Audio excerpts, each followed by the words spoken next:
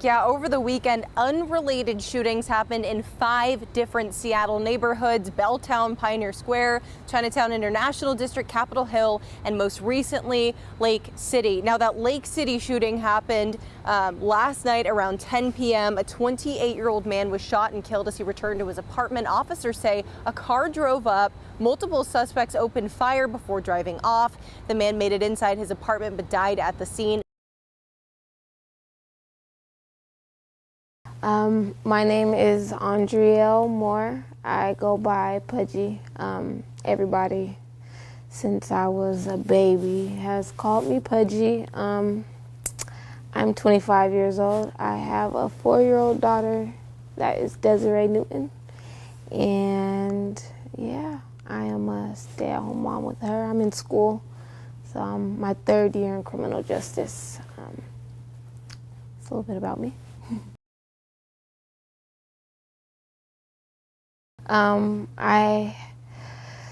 Family. So I have a big family, a really big family.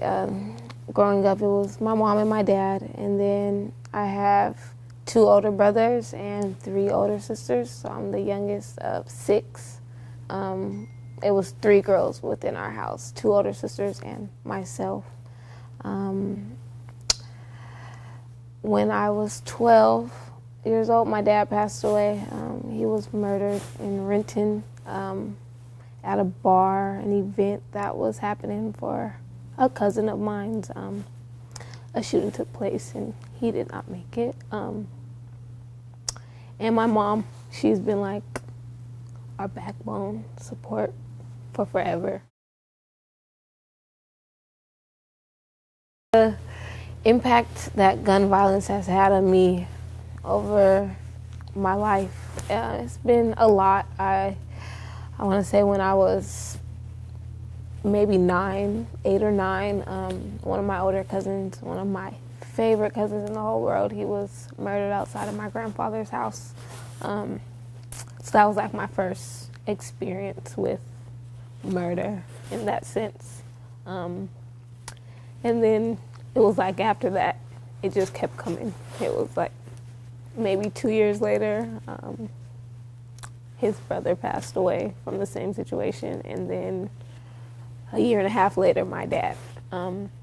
So it's been something that I feel like has played a role in my life for a long time. I feel like it's something that I've kind of adapted to, which sucks.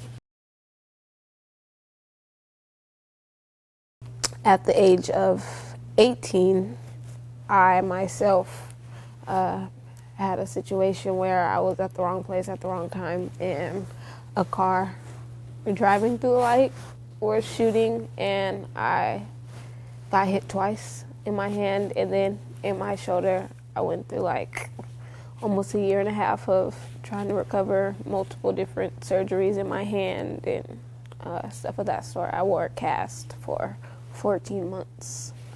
So that, and then more recently, my daughter's dad, the passing of him to gun violence, and dealing with her and trying to get her through that, it's just been a lot.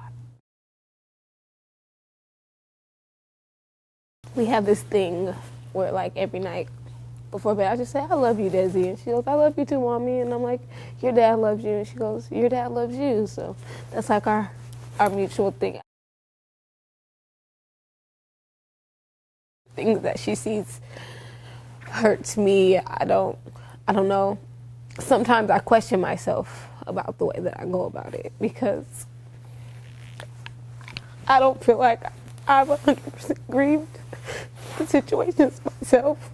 So I don't know that it's the way that I'm doing it is the best way for her to be grieved in the situation. But since being in the group with you guys, I feel like I have learned a lot of different ways to have outlets with her and have those conversations with her.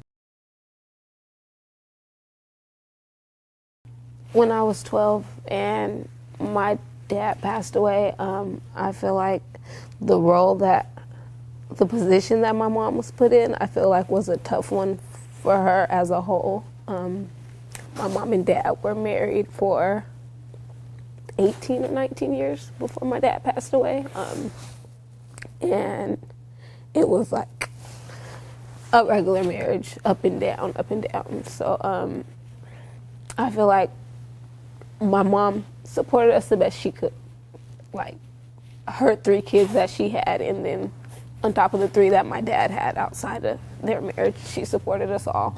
And she did what she could. When my dad passed away, I feel like my mom might have lost her sense in a way, and it kind of broke her down more than we knew at the time, more than she could explain to us at the time. And now going through it, I can see where she lost it at and what her problems were and where the hardship came in at. So I feel like she did a great job. Probably better than I could have did with 3 kids. How I learned about the Rise Grief Group was at the homegoing service for Desiree's dad, Darion. And Lanaya walked up to me after the service, and we had a brief conversation, and she just told me that, you know, she didn't want to keep me too long, and that she was going to reach out so that I could be a part of this. And I was interested instantly, because like I said, I don't open up much, so this has been a place where I can come and let out and talk about it and cry, clearly. And yeah, we had a conversation through text, and then I think I came to the skating event, was our first event.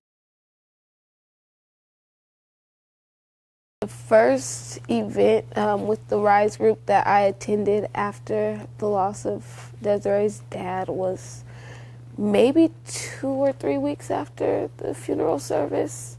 It was instant. I don't know, I was, I guess, dealing with it by myself.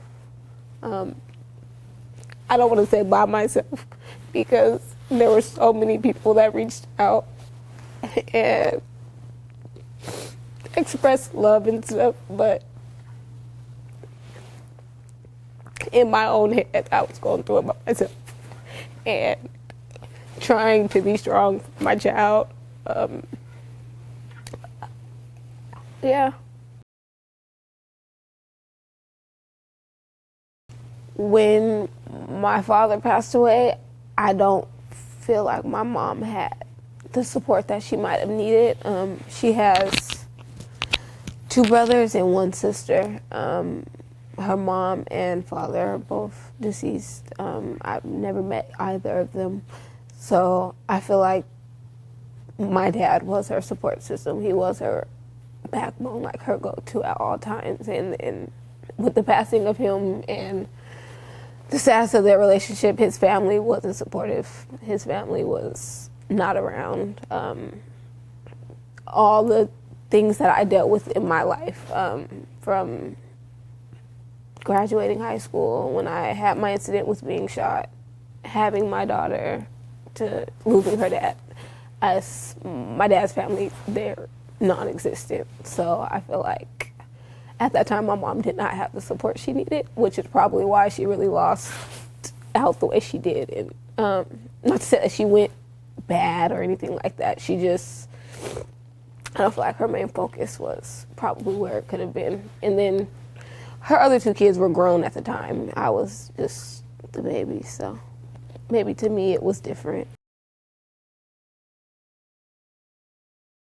Okay, for myself, in terms of support, I feel like the Rise group might be my biggest support system, honestly, and not even just the group or coming to the group, the girls within the group. I've known a couple of the girls for a long time, and we haven't ever been close or just talked about things. And since I've been able to have conversations with people that I probably wouldn't have talked to before and stuff like that, and we have something in common. We're both dealing with the same situation, so it's good to have those conversations and be able to talk to people about that type of stuff. And then I have my mom. She's great support. And then Desiree's other grandmother, LaTanya, which is Darion's mom. She's awesome. I love her. And yeah, I have my sisters, my family.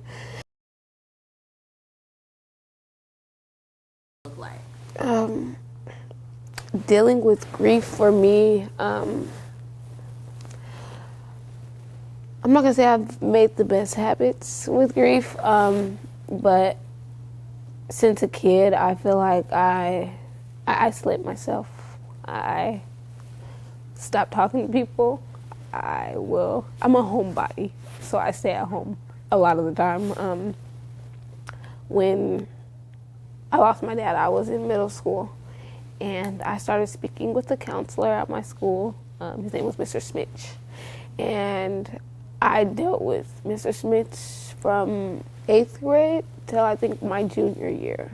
So he like followed me from middle school to the high schools that I went to. He just kept up with me, and I feel like that was the best for me at the time for letting out that situation and grieving that situation with my dad. And it helped me. I feel like in the midst of trying to grieve, what happens there though, and then more things occurring and losing more people, it just makes it harder, and it makes the process so much longer. So I can't say I'm 100% there even with that situation, because it's not even a situation that I've really conversated about except for with a counselor. So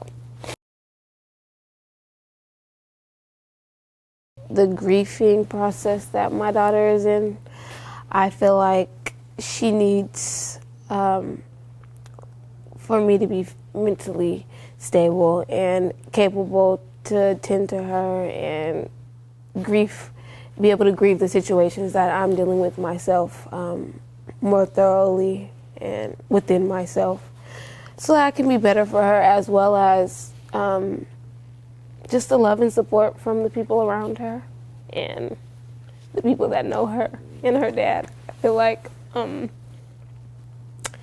her father was loved and maybe not liked by everyone, but people that know him and know his heart and know her, they know the bond that they had. They know that love that he gave her.